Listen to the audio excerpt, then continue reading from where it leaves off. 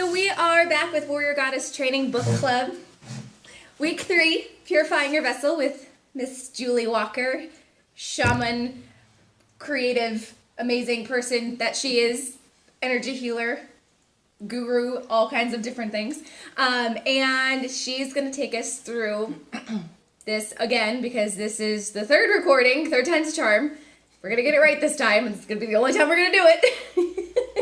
So I will give it to Juli. So she's going to take you through week 3.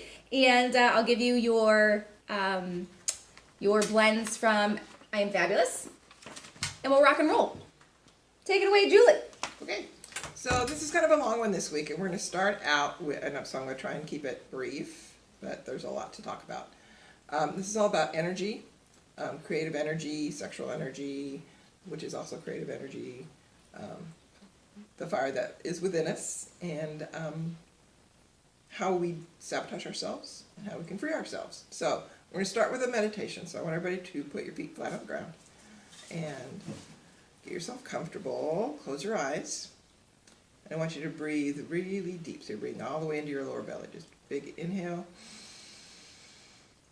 and exhale. And as you inhale, get all that nice, good, fresh air into your body. And as you exhale, let go of your day. All those little things that bothered you, bugged you, all the little tensions, all the little anxieties, just let them flow out with your breath. So inhale again. And exhale, blowing it all out. Just let your body relax. One more big inhale in. And breathe out. I want you to imagine that you have a taproot, just like a tree does, that comes out from your spine, bottom of your spine. And let it sink down into the earth. No matter where you're at, whether you're in the basement or on the first floor or out in the nature, or wherever you are, just let it sink down. All the way down. And start to use your senses so you can, what does it feel like? What does the earth feel like today? What does it smell like? You can taste it if you want. Just letting that roots begin to sink deeper and deeper. And as it goes down, you have little roots that start to branch out. Move out to the sides. As you come in contact with a rock or a stone or a crystal, just wrap yourself little roots around it. Feel how solid it is. Feel the energy coming from it. And draw some of that energy into yourself. Moving all the way down, past the water table, through sand. If you come to a big solid area, just let your little tiny finger roots find their way through in little cracks and crevices and holes. And you notice as you get deeper and deeper, it starts to warm. And as it gets warmer, you find yourself at the core of the earth.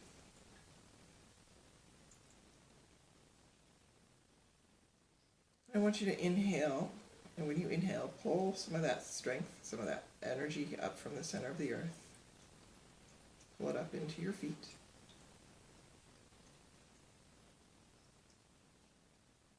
And on your next inhale, pull that energy up into your lower body, into your feet, into your legs, up into your pelvis area.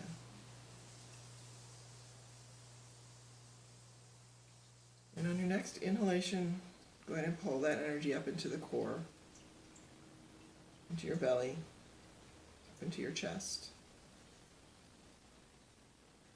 Feel all that warmth and love, all that good energy coming up. And now go ahead and pull that energy up into your shoulders, into your neck, down your arms. Feeling it swirling and tingling inside of you. And now inhale, pull into your head, relaxing your jaw.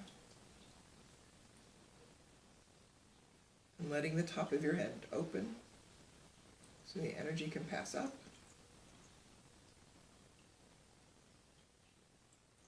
And as the energy moves up and outward, it moves up into branches.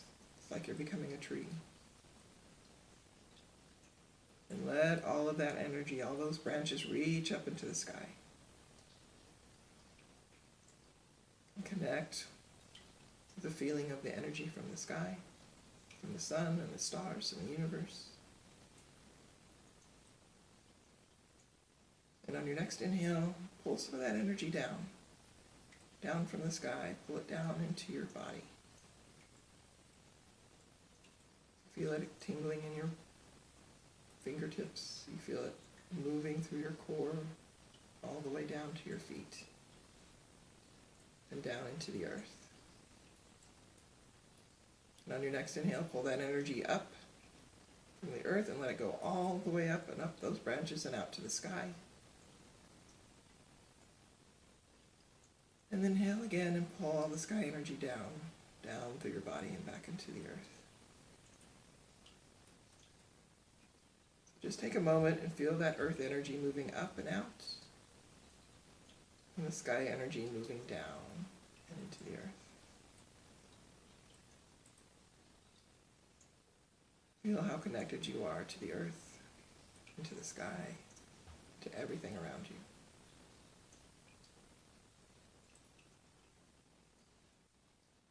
It's really awesome. And when you're ready, go ahead and open your eyes. And look around, kind of check in with yourself and how you feel. Feel a little different? Feel a little more solid, a little more into your body, a little more present. Great. This is called grounding, for those of you who don't know. So it's a grounding exercise that kind of gets you centered, brings you back into yourself, keeps all those things that scatter your brain, all those squirrel moments from going on. So what are those? Misty has no idea. I don't know what those are. So the reason that we're working with grounding and energy today is that it's one of those things that we're never aware of in our lives. We never really think about us and where we're at in our body. We just think about everything outward.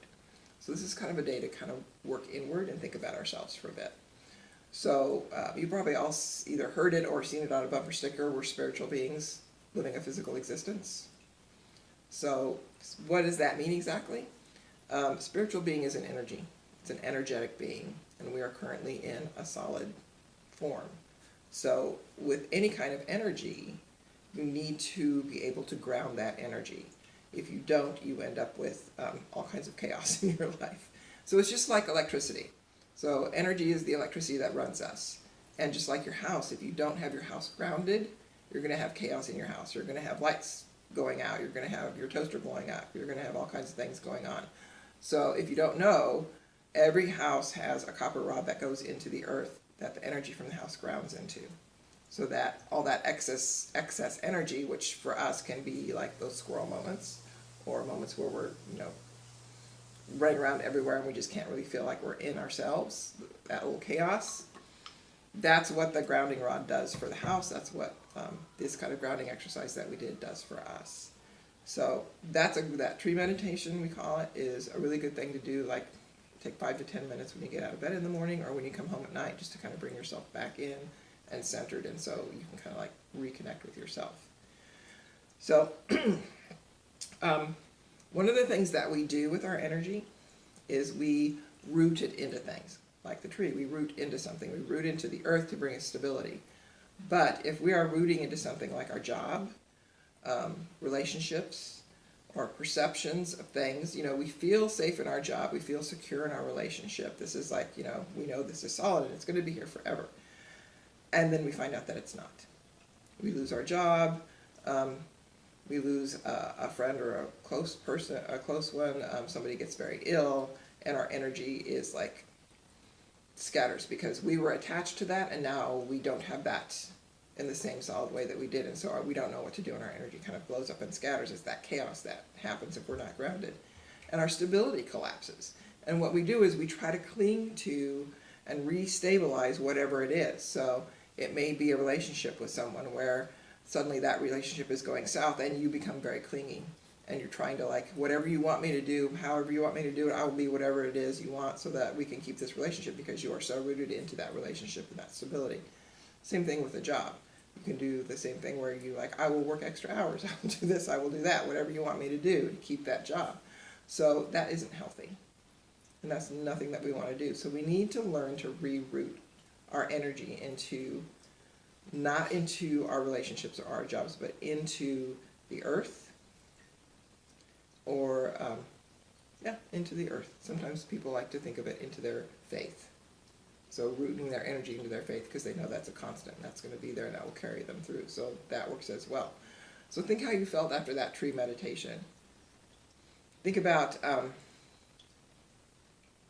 how you would feel in your life if you were able to just have that solid centering groundedness, that you move forward all the time, and that confidence. You actually kind of feel a little more confident in yourself because you're a little more like, oh, here I am in myself. This is not bad at all, and I'm not worried about everything else around me. It also reclaims your energy because you are now bringing the energy from the earth up into you and not letting your energy scatter out. You are not your relationship. You are not your job. You are you. And that's what you found when you grounded. You found, here am I. Here's the person that I am. Here is my solidness. So with our energy, I want you to think about where you put your energy every day. And don't do it with curiosity. You're not going to judge yourself. So just, what is it that you focus your energy on every day? Do you focus it on yourself, your job, your kids, things you have to do? We want to be able to ground and reclaim that energy so that we can be able to be more connected to ourselves and the earth, and also more connected to our life, so that we're not just throwing everything out there. And also, when you give away energy, what happens?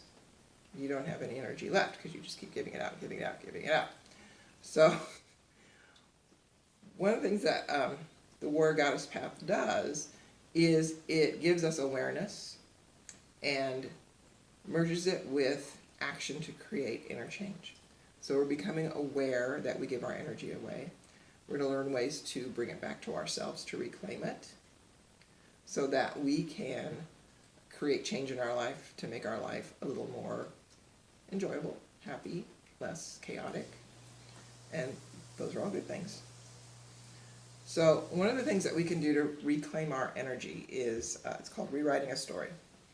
So all of us have stories in our lives of something that has happened to us in the past, or it could be something that happened recently that we think about all the time, or that something triggers it and it comes up and we start dwelling on it and thinking about, oh, I remember when this happened and I was so upset and so angry, and then all that anger and all that resentment, everything starts coming up again. So you're now feeding that energy back to that thing that happened yesterday, 10 years ago, 20 years ago. So we want to change the story so that it's not something that is a horrible thing that happened to us, but something that happened to us that we can accept, excuse me, and see what good came out of it. So one of my favorite stories is I worked at a job for 10 years. And when I was at that job, I knew that because I was in a management position and I was working for a very old Italian gentleman, that he was not comfortable with women in management positions because that was the way he was raised. And while I was working there, he was continuously looking for someone male to take my place. And eventually he did find somebody. And so he let me go from that job. And for years, I resented that. I'm like, how dare he? I worked for him for 10 years. We never had any problems. Everything went well. There were no issues. I worked my tail end off, long hours. I didn't ask for anything special, and you can just dump me like that. And it's because I'm a woman, and all that stuff. So when I started Warrior Goddess and I learned to rewrite a story, I rewrote that story. So that, yes, I did lose my job for whatever reason. But when I lost that job, I was able to get a job working with severe and severely disabled adults and children. And I started taking horseback riding lessons, and I taught horseback riding to the severely and profound disabled. I got a horse. I had all kinds of experiences that I would not have had, that I love, and they're still part of my life today, if I had not lost that job. So in some ways, my life was made better. So I had more enjoyable experiences. I was able to do things that I couldn't do before because of that. And so I wrote the story to go, yeah, this happened to me, but look at all the wonderful things I was able to do, and look what good happened, and look good I could give the world because of it. So now I can let that story go. And it doesn't bother me anymore. And I don't even think about it unless I'm teaching, in which case I use it as a story. But it doesn't bother me anymore. And I don't have my energy stuck there going, how dare he? So that's one way to kind of clean things up. Our ancestral lines. So we have things that have happened to that we see repeated over and over again. So whether it's a particular men that we are attracted to, that we also saw that our mother was attracted to, and maybe your grandmother was attracted to, so we kind of have that thing going on, or there might be some kind of anger issues, or things that, there's a lot of things that can get passed down, that's just ancestrally passed down. And we need to recognize those behaviors, so take a look around, see what seems to be reoccurring from generation to generation in your life, and to be able to let it go. Because you're now responsible for stopping that. So when we continue those behaviors, then the next generation sees, learns, and they continue, and it just goes and goes and goes. And again, we're giving energy to something that may have happened 50 years ago, but is still continuing, is still carrying that energy because we're repeating the same thing over and over again. So when we do that, we can reclaim energy and bring it back to ourselves as well. We should be grounded and living in our present and not living in the past. So past offenses, those kinds of things, let them go. You see it a lot in people's relationships with their family, aunts, uncles, cousins. Some slight happened a long time ago, and they're carrying it on, carrying it on, carrying it on. It happens in my family. So yeah, I have a cousin that nobody likes or will talk to except for me, because everybody's mad about something, and I'm like, that was a long time ago. It's over, it's done. I'm not going to continue this for no particular reason. So let it go. Make amends, whatever you want to do. But stop giving it energy. Take the energy back for yourself, because we need the energy. Which brings us to the energy of creation, which is everybody's thing that they don't like to talk about, which I don't care. I'm going to talk about it. So energy, life force, sexuality, creation, sensuality, it's all part of our inner fire. So claim it, own it. There's nothing to be embarrassed about. We are not living in Victorian times. We need to be able to capture it because it is an energy of creation. So that doesn't mean that we all have to have children. I don't. But my creative energy goes other places. So whether it's creating jewelry or an oil spray or writing or whatever, I am creating. And that's what I'm using that energy for. Sexual energy isn't just about sex. That's what everybody thinks. It's about sex. It's not. It's about honoring all the aspects of sexual energy. Reclaiming it, holding it, knowing that we've got it. A lot of this sex versus creative fire thing happens because of traumas in relationships, because of the media, because of our judgment, how we judge others. So people who are openly sexual, we tend to judge and think they're sluts.